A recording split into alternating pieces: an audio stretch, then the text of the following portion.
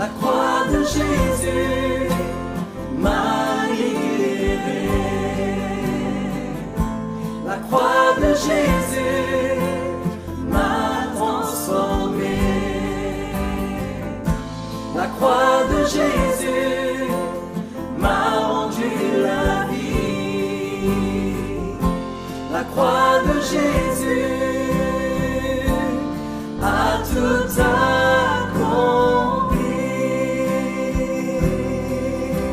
Bienvenue à votre émission La trompette du réveil. Aujourd'hui, nous recevons le pasteur Daniel Béna, pasteur de l'église d'Alliance La Croix Triomphante, située sur l'avenue Moueka au numéro 31 à Mbinza Delvaux. Bonjour pasteur. Bonjour maman Sylvie. Comment vous allez? Et nous allons bien par la grâce de Dieu. Vraiment ravi encore de vous revoir aujourd'hui. Ok. Alors, quel est le thème du jour? Alors, le thème d'aujourd'hui, nous allons exploiter, est intitulé les exilés de la présence de Dieu.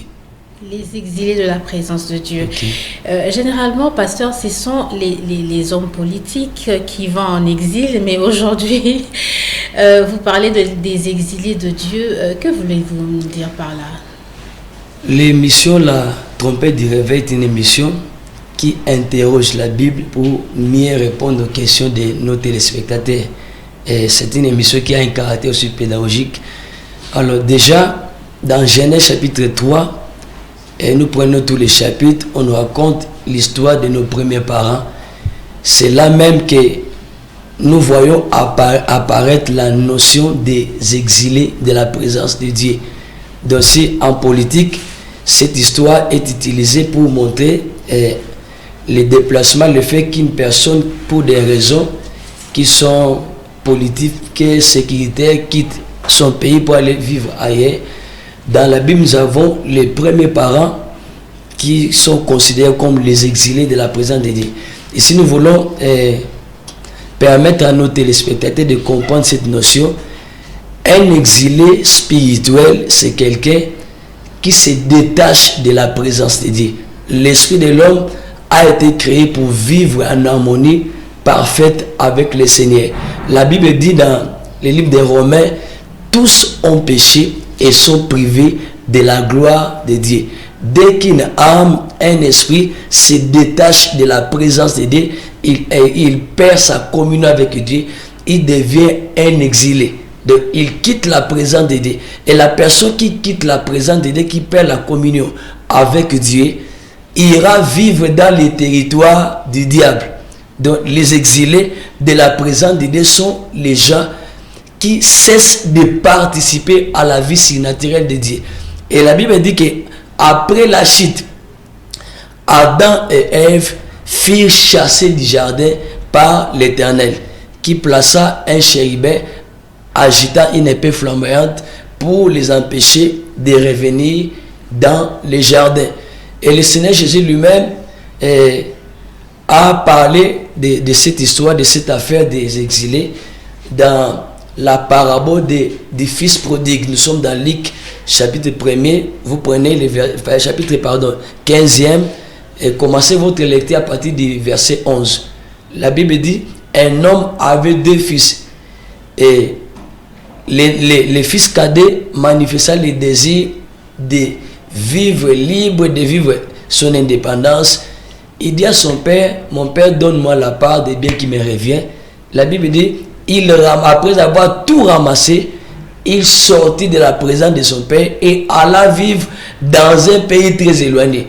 Et vous connaissez la suite, qu'est-ce qui est arrivé lorsqu'il s'est détaché de son père, lorsqu'il s'était éloigné de la présence de son père, il a quitté la maison de son père, il est devenu un exilé. Donc, un exilé, c'est quelqu'un qui devient étranger à la vie de Dieu, étranger à la vie surnaturelle de Dieu. Vous allez voir aussi, Israël, en tant que nation, a fait cette expérience en maintes reprises. Toutes les fois qu'Israël s'est rebellé, toutes les fois qu'Israël brisait l'alliance avec Dieu, il sortait de la présence de Dieu. Et la gloire était bannie d'Israël. Israël vivait des moments caractérisés par Ikabod, c'est-à-dire les bannissements de la gloire de l'Éternel. Et généralement, Israël allait en captivité loin de la face du Seigneur. Et aujourd'hui, dans la vie courante, l'expérience à la lumière de la parole de Dieu nous a permis de comprendre qu'il y a des pasteurs exilés spirituellement, il y a des familles exilées spirituellement, il y a des quartiers, voire des nations qui sont exilées spirituellement, qui ne participent plus à la communion avec Dieu, qui ne partagent pas la vie surnaturelle du Seigneur. Ça, c'est une situation qui est trop dangereuse pour une personne. Lorsque vous perdez la présence de Dieu, là, ça devient vraiment très, très difficile pour vous. Et les textes de base sur lesquels repose notre intervention pour ce numéro, c'est Ézéchiel 37, verset 1er à 14. Le prophète Ézéchiel, c'est un prophète qui a exercé son ministère en exil. Il était en déportation et la vision de la vallée des ossements desséchés peut être considérée, si c'était un président de la République, ça pourrait être considéré comme un discours sur l'état de la nation. Ça dresse les bilans spirituels de la vie du peuple d'idées tel que vu par Dieu. Parce qu'une sentinelle qui prie pour la nation, qui prie pour l'église et la famille, doit apprendre à considérer les choses dans la perspective de Dieu. Il vous faudra des lunettes spirituelles pour voir les choses telles que Dieu les voit et les comprendre telles que Dieu les comprend. Vraiment. Alors, pendant votre exposé, vous avez parlé d'Israël qui est parti en captivité et Adam et Ève sont partis où en exil? Le Seigneur les a chassés des jardins. Et donc, ils ont cessé de vivre dans les jardins et c'était en dehors des jardins. C'est-à-dire les territoires que Dieu avait préparés. Parce que Dieu était un papa qui est très responsable. Avant de les créer, il a d'abord aménagé l'environnement où ils devaient vivre. Le fait qu'ils se retrouvent en dehors de l'environnement prévu par les créateurs, ça a l'air qu'on fait les statuts des exilés. Vraiment. Voilà. Alors, comment savoir qu'une nation est spirituellement en exil et qu'elle s'est éloignée de Dieu? Quels sont les signes? Il y a plusieurs signes. Nous allons les décortiquer l'un après l'autre. Le premier signe, c'est que pour comprendre qu'une nation s'est détachée de Dieu, une nation a brisé l'alliance avec Dieu, une nation, parce que les pays, les vrais pays, la vraie nation des enfants de Dieu, c'est la présence de Dieu. Dieu nous a prêté momentanément à nos familles. Et les jours de notre appel, de notre conversion au Seigneur, nous sommes appelés à faire un transfert. Et si j'aimerais ouvrir une parenthèse que je vais fermer rapidement, quand une personne vient sur la terre, il naît avec des identités. Il est spirituellement citoyen du monde des ténèbres. Ça peut choquer ceux qui sont en train de nous suivre. Vraiment? Parce que la Bible dit tous ont péché et sont privés de la gloire de Dieu. Tous ceux qui sont nés après Adam naissent avec l'héritage qu'Adam avait laissé à sa mort. Parce qu'Adam a laissé un héritage que toute la race humaine partage. C'est quoi? C'est la nature déchue. La nature adamique n'est pas participant de la gloire de Dieu, n'est pas participant de la nature divine. L'homme naît spirituellement séparé de Dieu. Les jours de sa conversion, il y a un transfert qui se fait spirituellement. La Bible dit dans Colossiens chapitre 1 verset 13, il nous a délivrés de la puissance des ténèbres et nous a transportés dans le royaume du Fils de son amour. À la nouvelle naissance, il y a un transfert de vie qui se fait. Il y a un déménagement spirituel qui est organisé par le Seigneur. Ça se fait. C'est un miracle du Saint-Esprit. Nous changeons d'adresse. Nous quittons les royaumes des ténèbres dont nous étions les membres et nous devenons citoyens du royaume des cieux. Et on nous confère on nous donne une carte d'identité écrit enfant de Dieu. À tous ceux qui l'ont reçu, à ceux qui croient en son nom, et leur a donné le pouvoir de devenir enfants de Dieu. Ce qui est valable pour une âme, l'est aussi pour une nation.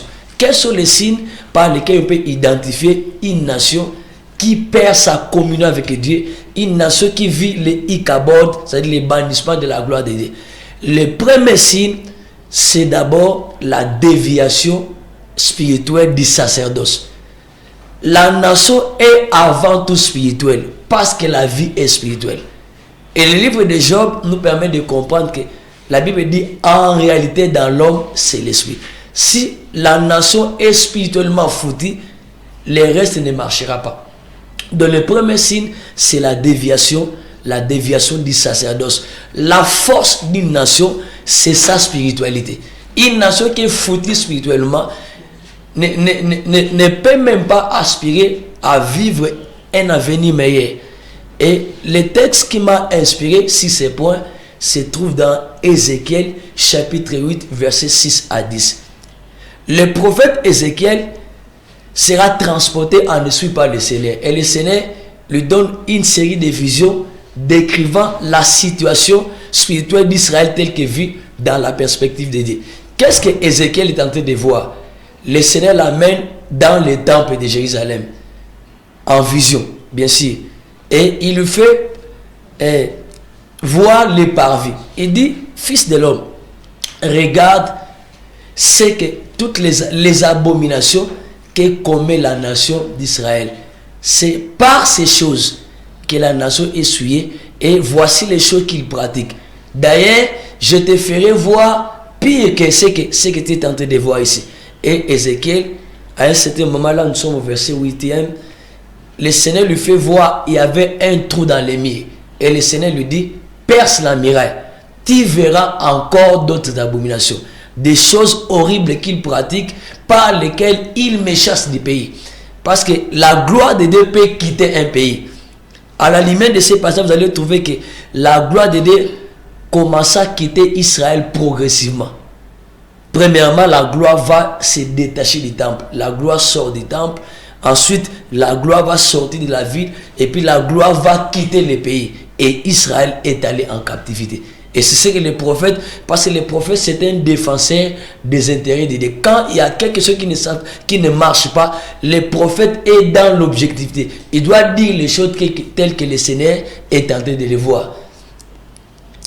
Et qu'est-ce qu'Ézéchiel, en perçant la muraille, Ézéchiel verra des représentations de bêtes abominables et des reptiles peintes sur la muraille. Il dit, tu vois toutes ces abominations avec les idoles. Ce sont ces choses par lesquelles Israël a souillé la nation et par lesquelles ils m'ont chassé du pays. Et le jugement n'a pas tardé. Et la suite montre quelles sont les résolutions que le Seigneur a prises pour pouvoir châtier la nation. Alors, qu'est-ce que nous constatons lorsqu'il y a déviation du sacerdoce? Aujourd'hui, vous allez les remarquer, il y a des églises qui sont devenues des synagogues de Satan. C'est-à-dire, quand vous regardez les leaks, vous regardez les foules que ces églises-là drainent, spirituellement, le Seigneur voit autre chose. Parce que l'homme considère ce qui frappe le regard, mais le Seigneur voit à l'intérieur du cœur. Il y a des églises qui sont des véritables synagogues du diable. Des églises qui sont des endroits qui abritent le trône du diable et qui enseignent les profondeurs de Satan. Ce sont ces genres d'abominations qui énervent le Seigneur, qui fait que le Seigneur puisse retirer sa main de protection sur la nation et permettre à ce qu'un certain nombre de choses puissent arriver. Une nation qui enseigne des abominations, qui enseigne des profondeurs de Satan, dépasse en fait les limites placées par le Seigneur et s'expose à un certain nombre de jugements que le Seigneur a prévu par rapport à la loi. Parce que la nation doit marcher en alliance avec le Seigneur. Ce qui fait la force d'une nation, c'est la qualité de sa spiritualité, la qualité de sa prêtrise. Et la prêtrise est un instrument de bénédiction, un instrument d'élévation, un instrument d'épanouissement spirituel d'une nation. La qualité d'une nation dépend de la qualité de ses individus. Or, il existe une seule société qui peut produire pour la nation des individus de qualité, c'est la prêtrise. Parce que là, on nous enseigne les manières de vivre des royaumes.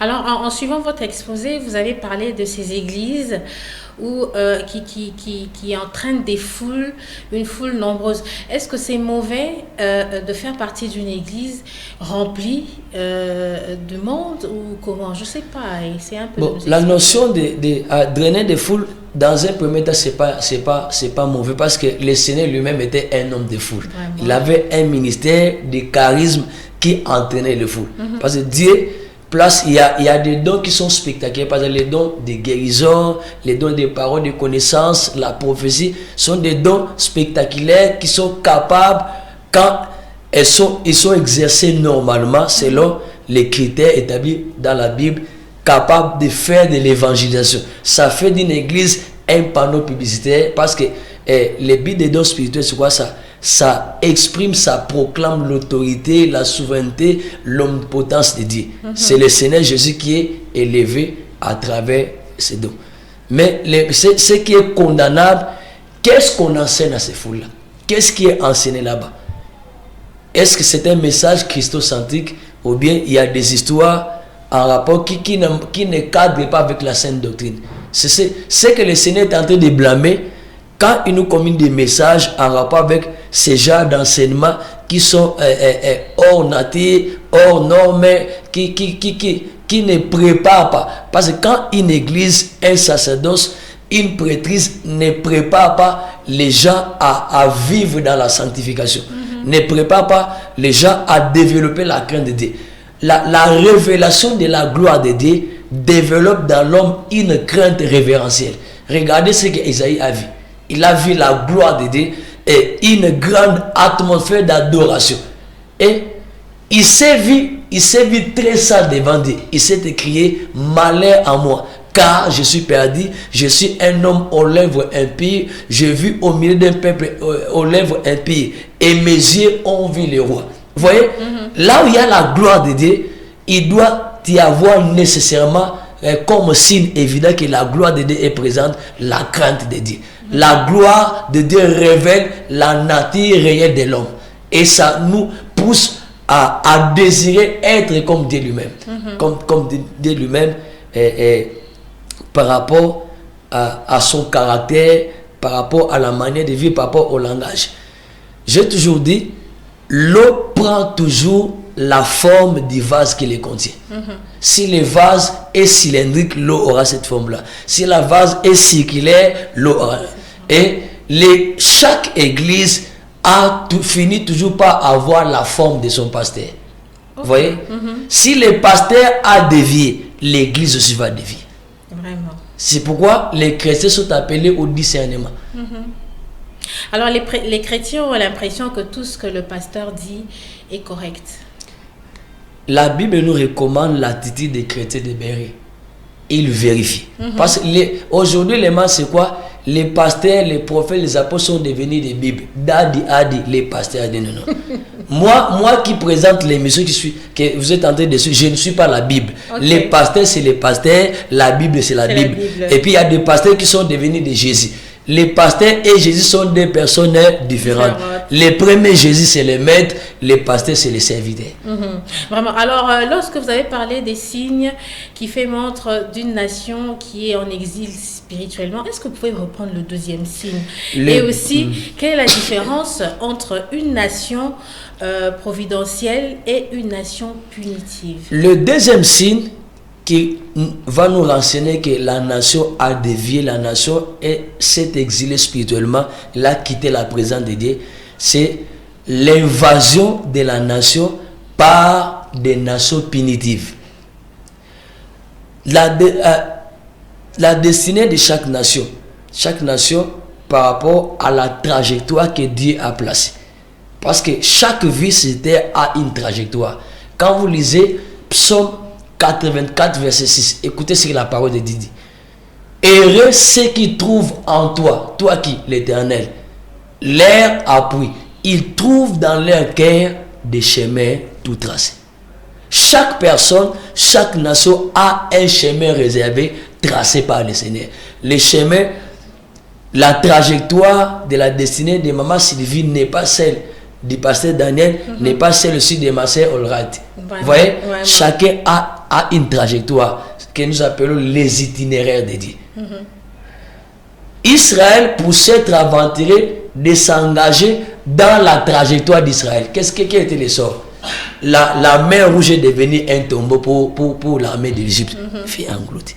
Chacun a sa trajectoire. Donc, dans la trajectoire de chaque nation, surtout si la nation a une mission spéciale comme la nôtre, chaque église a son mandat, chaque nation aussi a son mandat aussi spécifique que Dieu lui a conféré. Dieu place à côté de chaque nation des nations. Il y a la nation providentielle. Quand la nation qui est en alliance avec Dieu respecte les clauses de l'alliance, le Seigneur fera accompagner cette nation des nations providentielles. Ce sont des porteurs de provisions de Dieu pour permettre à cette nation qui est en alliance avec Dieu de pouvoir réaliser sa destinée et sa mission. Et il en est de même pour un individu qui est en alliance avec Dieu. Tant que vous allez demeurer en alliance avec Dieu, Dieu mettra à vos côtés des amis de la destinée. Vous voyez par exemple, quand Jésus-Christ est né, il y a des mages qui ont perçu son étoile de loin. Qu'est-ce qu'ils avaient apporté? Ils ont apporté de l'or, encens et puis les myrrhe. Ça, c'est des amis de la destinée. Et puis, Israël aussi a vécu cette situation. Dans un premier temps, quand Joseph est allé en Égypte, l'Égypte a joué ses rôles de nation providentielle. Parce que c'est là que les 70 personnes sorties du pays de Canaan pour aller fuir la famine en Égypte se sont multipliées. La nation s'est multipliée. Israël est devenu une foule nombreuse de gens. Bien que la nation a commencé à s'organiser après l'alliance de Sinaï. Parce que quand ils sont sortis, c'était un rassemblement quelconque déjà. Il n'y avait pas de secte. Mais la manière, l'organisation de la nation a eu lieu quand le Seigneur les a convoqués à la montagne de Sinaï. C'est là qu'il a donné des lois en rapport avec les relations, les lois civiles, les lois religieuses, ainsi de suite. Mais, et puis pour Israël, après la sortie d'Égypte, par exemple, à l'époque contemporaine, ça c'est l'Antiquité. À l'époque contemporaine, Israël a une nation providentielle qui s'appelle les États-Unis. La plupart des interventions, parce qu'Israël est majoritairement entouré de nations qui sont ennemies. Même dans le domaine du sport, du football, Israël ne joue pas la Coupe de la Confédération des Nations Asiatiques. Il joue la Coupe d'Europe. Okay. Parce qu'il est entouré des ennemis. Et les États-Unis pèsent si dans cette région-là, ils servent de couverture et jouent ces rôles-là des nations providentielles. Quand vous lisez Apocalypse chapitre 12, verset 1 à 6 et puis verset 13 à 17, la Bible dit, on montre la vision d'une femme qui était enceinte, tout ça, et puis quand elle a donné naissance, l'enfant fut élevé vers Dieu, mais les dragons poursuivent la femme. Et puis la Bible dit, les ailes du grand aigle furent données à la femme afin qu'il s'envola. Les nations spirituellement sont représentées par des emblèmes.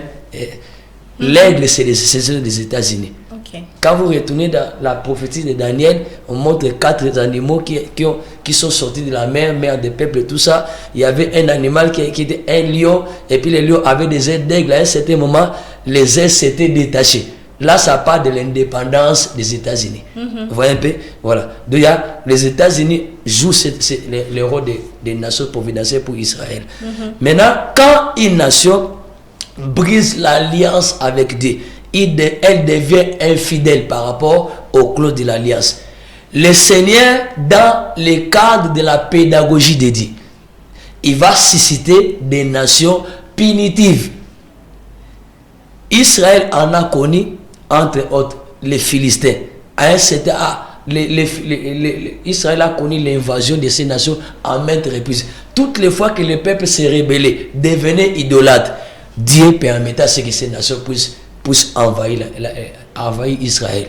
Entre autres, les Philistins ont joué ces rôles-là dans l'histoire d'Israël. Les Madianites, nous sommes dans Juge, chapitre 6e. Quand Israël s'aimait, Madian, comme s'il avait un calendrier de culture d'Israël. Il se présentait seulement à l'époque de la moisson pour dévorer tout ce qu'Israël voulait. Et la nation fut très appauvrie. Israël a crié, c'est alors que Dieu a suscité Gédéon pour pouvoir libérer la nation des Jougs. Les Assyriens, en maintes reprises, ont joué ces rôles-là. Si bien que Israël a fini par aller en déportation.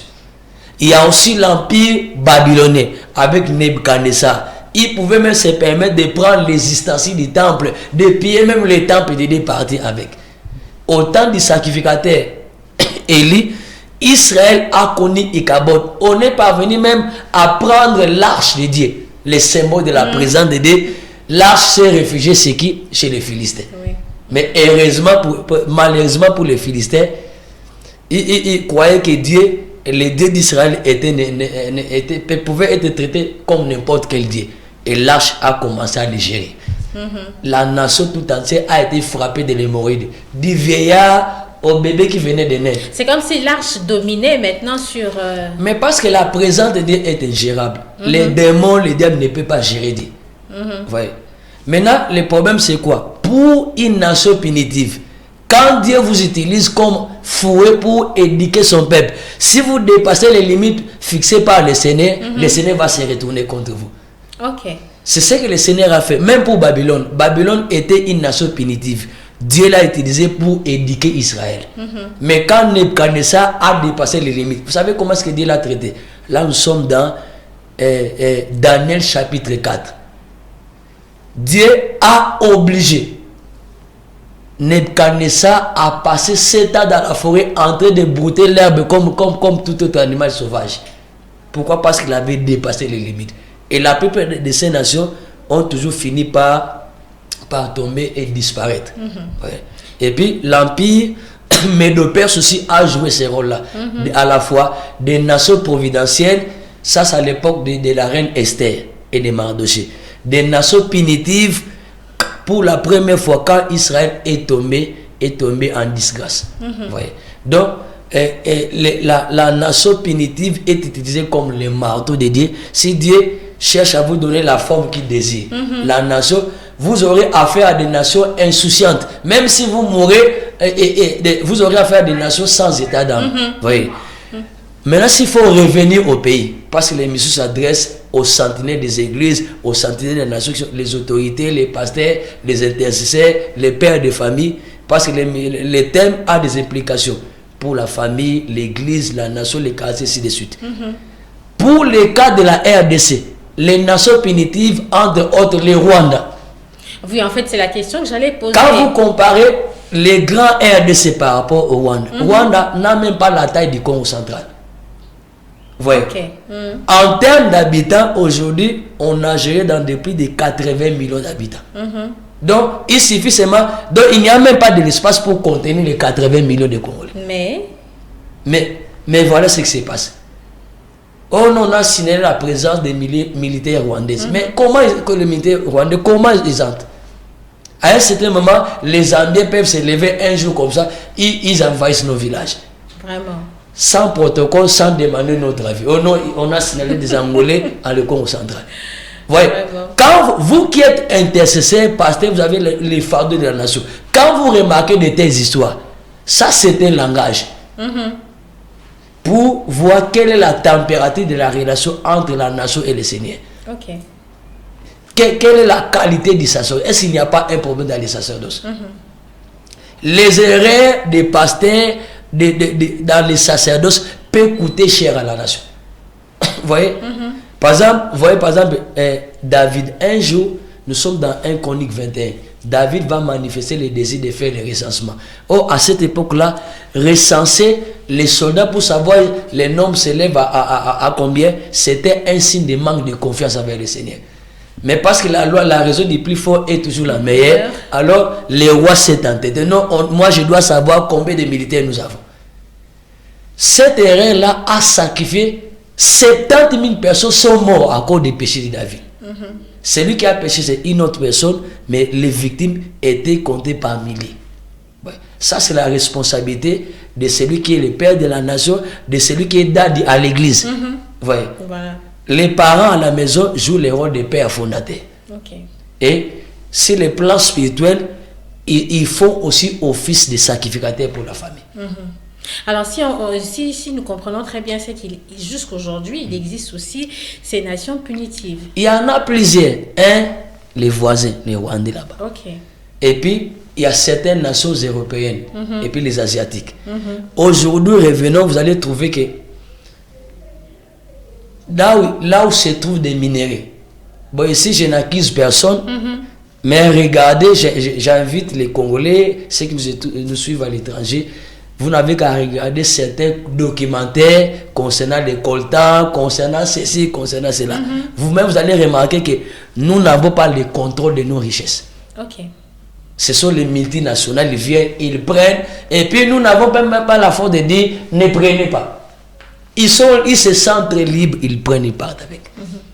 Ouais. À côté des nations punitives, par exemple, la Chine pouvait jouer ce rôle-là. Nations punitives. Ok. Ils viennent prendre. Quand vous avez affaire des nations punitives, les nations punitives se comportent comme des pillards. Ils viennent piller les richesses. Ils ne viennent pas investir, ils viennent prendre ce qu'il y a. Et vous n'avez pas un mot à dire. D'où ils n'ont pas accompli leur mission. Les nations punitives. Punitives. Non, non. Au contraire, Dieu est en train de nous interpeller. Quand vous lisez dans Job chapitre 33, verset 14 à 19, la Bible dit au verset 14e, Dieu parle cependant tantôt d'une manière, tantôt d'une autre. Mais l'on ne fait pas, l'on ne prend point garde. Tant que les Congolais ne seraient pas arrivés à ce niveau de comprendre la leçon, les nations punitives continueront leur mission de piller, de massacrer, de faire ce qu'il faut. Jusqu'à ce que nous allons comprendre ce qu'il fait. Donc jusque-là, nous n'avons pas encore compris. La leçon n'est pas encore comprise. Si on avait compris la leçon, on allait décréter des jeûnes et des prières pour plaider pour la nation. Mais déjà, nous prions assez. Nous prions assez. Le Congolais est tellement fort en prière. Nous prions assez. Prière de quelle manière? Généralement, l'expérience a prouvé que quand vous convoquez une prière pour la nation, la plupart des pasteurs se contentent de 40 jours de puissance, 50 jours de ceci, tout ça. Est-ce qu'on a le fardeau pour la nation? Combien ont le fardeau? Ne peut intercéder que celui qui a le fardeau. Comme vous avez le fardeau. Ça, c'est la spécialité de l'église, la croix triomphante. Okay. La délivrance de la nation, c'est notre cheval de bataille. Donc, on peut parler de la délivrance de Marie, de nos consorts, mais on ne peut jamais négliger la nation. Ça, c'est la raison d'être de l'église, la croix triomphante.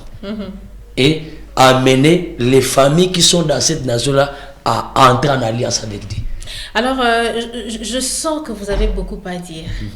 Est-ce que vous pouvez quand même revenir encore sur ça, franchement? Parce que c'est pas encore fini, hein?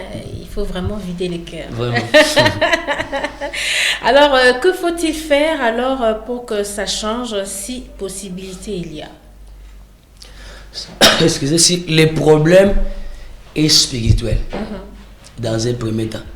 Les autres signes que nous allons citer à l'occasion d'un autre numéro, ce sont les conséquences. Mais le point de départ, c'est le premier signe, la déviation du sacerdoce. La nation est d'abord spirituelle. Et je ne cesserai de le dire, celui qui gère la nation, qui gère l'église, doit savoir qu'il ne gère pas seulement les individus, même les esprits qui animent ces individus-là. Ah bon? Celui qui est pasteur dans son église, les pasteurs ne reçoivent pas seulement les membres, ils reçoivent même les esprits qui combattent les membres dans leur quartier, dans leur famille. Les pasteurs gèrent tout ça. Donc ils ne gèrent pas seulement des individus, ils gèrent même les esprits. C'est pourquoi celui qui gère la nation, parce que les responsabilités sont partagées. Président, sénateur, député, mandataire, tout ça, pasteur, celui qui gère une nation, qui gère les individus, doit être un grand esprit. Il doit relever et avoir un niveau de spiritualité élevé. Par exemple, les Daniel, ils ont porté la charte de la nation. Vous avez les gens comme les Élie, ce n'étaient pas des hommes ordinaires, mais parce qu'ils avaient confiance en Dieu, soumis à Dieu, marchant avec l'esprit de Dieu, Dieu a fait des gens extraordinaires, ils ont accompli des choses extraordinaires. Ce que les Congolais doivent faire, puisque le problème est d'abord surnaturel, il faut les traiter avec des solutions surnaturelles. Nous devons prier. Prier en profondeur. Et la prière, il y a le protocole de Dieu pour la prière qu'il faut respecter, pour que la prière puisse donner son fruit. Dans Matthieu chapitre 7, verset 7, l'attitude de celui qui doit prier. Demandez, on vous donnera. Cherchez, vous trouverez. Frappez, on va ouvrir pour vous. Dans la manière juive de dire les choses, Jésus voulait tout simplement dire, continuez à demander, continuez à chercher, continuez à frapper. Et un intercesseur n'arrête pas de prier tant que la chose pour laquelle il cherche la face du Seigneur, il n'a pas encore eu. En rapport avec Daniel, engagé pour la prière pour la nation, le Seigneur lui dit dans Daniel chapitre 10, verset 12 à 14, depuis le premier jour où tu as eu à cœur de comprendre, parce que Daniel était en train de méditer sur les prophéties du prophète Jérémie, il va se rendre compte de la cause qui a provoqué la déportation, qui a fait que la nation soit exilée spirituellement. C'est alors qu'il va décréter un jeûne de 21 jours de prière. Mais avant qu'il ne commence à prier, parce qu'il a compris, il y a eu un éveil de conscience. Il a compris la situation. Il a pris la résolution de prier. Alors que la prière n'avait pas encore commencé, le ciel s'est mis en mouvement. Les changements commencent par la prise de conscience. Les fils prodigues, là aussi on va parler prochainement peut-être, oui. après la suite pour la nation, on va parler de la vie d'un exilé spirituel. L'enfant prodigue, les changements ont commencé quand il a fait l'examen de conscience. Il a fait le bilan, il va constater que les provocateurs de ces malheurs, c'est moi. Ce ne sont pas les démons, ce n'est pas les diables, d'abord moi. Mais étant rentré en lui-même, il s'est dit, mais combien de mercenaires mangent à satiété dans la maison de mon père? Mais ici, j'ai merde de fait. Jusqu'à prendre la décision, non, moi, il suffit seulement, je dis à papa, traite-moi même comme l'un de tes serviteurs. Mais nous ne pouvons pas faire une telle prière. Parce que le serviteur est limité. Il se contente de son salaire. Quelles que soient ses années de fidélité, il n'est pas éligible pour hériter. Vous voyez? Okay. L'héritage, c'est pour les fils. Le serviteur doit se contenter du salaire. Or, l'église, nous avons à peu près 3 privilèges que je sélectionne ici pour raison de temps. Oui. Ça nous donne l'avantage pour que le Seigneur nous écoute. 1, nous sommes l'épouse de Jésus-Christ. Ma femme qui est restée à la maison, maman, je le salue en passant, si cela ne dérange pas les téléspectateurs. Non, même pas. Pour entrer dans ma chambre, même si je sois de m'échanger, n'a pas besoin de demander permission, parce que le corps de la femme est pour l'homme, le corps de l'homme est pour sa femme. Donc nous avons le privilège en tant qu'épouse de Jésus-Christ d'entrer dans le sein des saints, d'exposer la chose, l'église congolaise. En tout cas, il y a un ça ne va pas, nous avons été infidèles, nous sommes allés avec des amants étrangers. Parce que notre relation avec Dieu est illustrée par cette métaphore, les mariages entre l'homme. Voilà. Et c'est comme ça que le Seigneur, pour enseigner Israël, va ordonner à Osée de prendre en mariage une prostituée. C'est pour montrer que lui, il est le Dieu fidèle, le mari fidèle, mais la femme infidèle, c'est quoi? C'est Israël, qui avait plusieurs maris, les Baals, les Astartés, ainsi de suite. Vous voyez? Donc les problèmes est spirituel, la solution aussi doit être spirituelle. Okay. Et l'Église priera en respectant les protocoles établis par le Seigneur. C'est alors qu'il y a beaucoup, et la démarche est profonde, et puis ça doit prendre du temps. Parce qu'au début de l'année, nous avons annoncé que l'année 2021 était décrétée par Dieu comme une année de réveil. Le Seigneur, parmi les choses que le Seigneur attendait de la nation, la réconciliation. Vous ne pouvez pas prier tel et de Bandundu, tel et de tel côté, tel, tout ça. Ce virus-là du tribalisme doit quitter l'église. L'église n'a pas de coloration. Il n'existe pas de pasteurs, de PPRD, de FCC, d'Union Sacrée, ça n'existe pas. Donc quand il y a un pasteur comme ça, je le décourage. Il n'y a pas, l'église ne doit pas avoir une coloration politique. Okay. L'église reste l'église de Jésus-Christ. Et il doit dire les choses telles que Dieu les voit. Okay. Vous voyez? Donc les Congolais doivent se réconcilier avec le Créateur. Nous avons ces problèmes-là. Et vous allez remarquer, à la prochaine émission, on va parler de la démarche pour la prière. Oui, bien sûr. Quand les Congolais vont se réconcilier, le Seigneur va tourner les cœurs de ces nations punitives. Les mêmes nations qui venaient piller les richesses, Dieu va les ordonner de venir rebâtir là où ils ont volé. Ça, c'est le Dieu de la restitution. Dans l'exercice que la nation congolaise doit faire, c'est d'abord commencer à se réconcilier avec Dieu. Avec le Seigneur. Et puis les Congolais doivent se réconcilier avec eux-mêmes. Ok. Ouais. Parce que nous avons le Seigneur nous a donné plusieurs richesses et nous sommes convoités par beaucoup d'ennemis. Et pour bien nous contrôler, on nous divise. Ok. Ouais. Or, les communs de mortels disent l'union fait la force. Même Dieu reconnaît la force de l'unité. Vraiment. Nous sommes dans Genèse chapitre 11. Lors de la construction de la tour de Babel, la terre avait un seul langage. Et Dieu regarde ce que les gens faisaient, disent, ces gens parlent un même langage. Et rien ne pourra les arrêter de faire tout ce qu'ils vont décider. Nous devons les affaiblir. Et Dieu va les disperser. Mais heureusement, à la Pentecôte, Dieu a réuni encore les hommes. On pouvait parler ces jours-là les langages du ciel. Vraiment. Alors, quel est l'agenda divin à l'église La Croix Triomphante?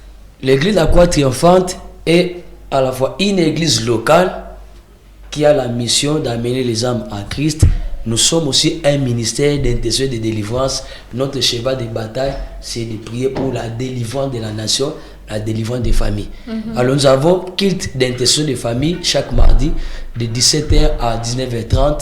Et puis les jeudis, culte, nous traitons des cas résistants, culte des combats et délivrance de 17h à 19h30.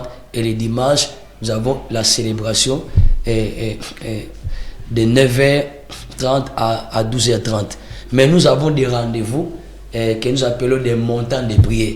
C'est là nous avons, ce sont des espaces que le Seigneur nous accorde pour pouvoir enseigner le peuple de Dieu et puis prier pour la nation, prier pour des cas résistants, prier pour des cas et des sujets divers.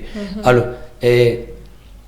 cette semaine ici, nous sommes en train de clôturer une montagne de prière qui nous a été demandée par le Seigneur de 21 jours. Ça sera un jeudi le 9, à partir de 17h. Nous sommes sur l'avenue Moueka numéro 31 à Delvaux et nous allons clôturer les 21 jours. Mais déjà au mois de janvier, nous avons une activité que nous commençons à préparer, une montagne de prière de 12 jours pour la dédicace de l'année. Parce que l'année, c'est comme un bébé. Que les diables voudra contrôler l'année. Le Seigneur veut que nous marchions avec lui. Alors nous devons dédier l'année. Et puis vers le mois de mars, ça sera un mois spécial pour la prière de la nation. Où plusieurs serviteurs de Dieu seront invités. Et puis tous ceux qui ont les fardeaux pour la nation seront les bienvenus. Merci beaucoup, pasteur Daniel Bena. Ravi encore de vous retrouver aujourd'hui et nous espérons, par la grâce du Seigneur, nous retrouver très prochainement pour un autre numéro. C'était là donc l'émission La Trompette du Réveil avec le pasteur Daniel Bena. Merci et au revoir. La croix de Jésus m'a libéré. La croix de Jésus m'a transformé. La croix de Jésus